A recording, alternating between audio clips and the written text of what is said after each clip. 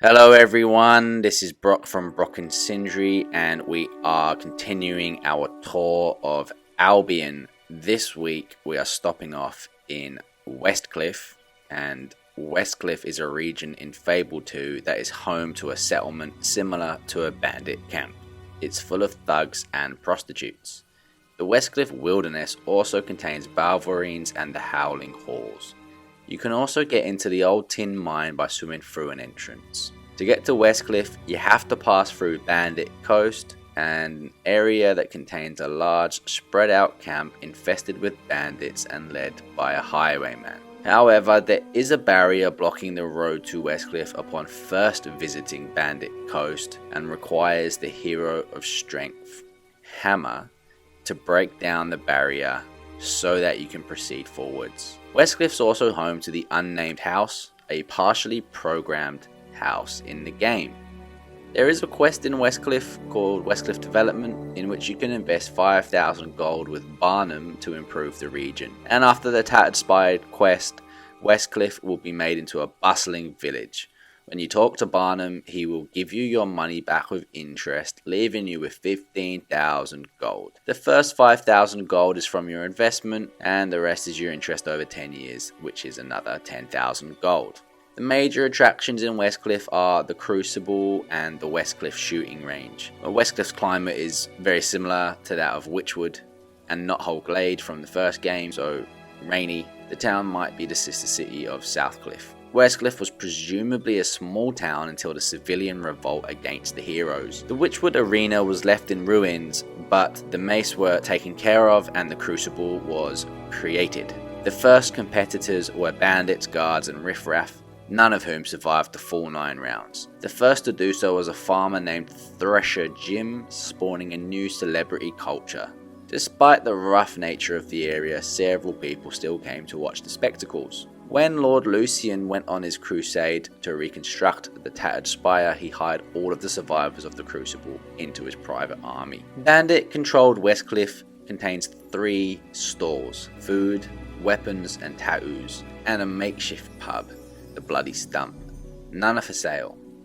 Barnum's redeveloped Westcliff contains a food stall, potion stall, gift stall, clothes stall, a blacksmith, a new pub, a general store, and 7 Westcliff caravans, all of which can be bought. There is also a new carriage driver up the hill towards the mine winch. However, the tattooist seems to have gone. There is also a single prostitute standing by the door that leads to the beds on the upper floor of the pub. Oddly, before you develop Westcliff, none can be found, as there is no bed that you can sleep in. And before Barnum redevelops Westcliff, there is only 1 mattress that can be used for sleeping, in a carriage close to the entrance. Barnum will also say he now owns the Crucible and says that they have a wonderful commentary team.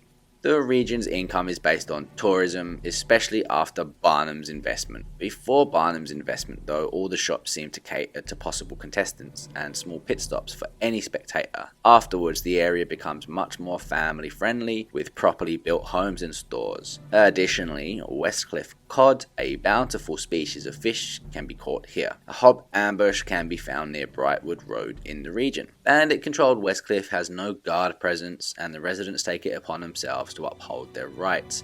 Barnum's Westcliff has an Albion guard squad with a number of guards and a sheriff, much like Oakfield or Bloodstone. And you can travel to Bloodstone from here by ship for 25 gold. It's quicker than fast travel in game time.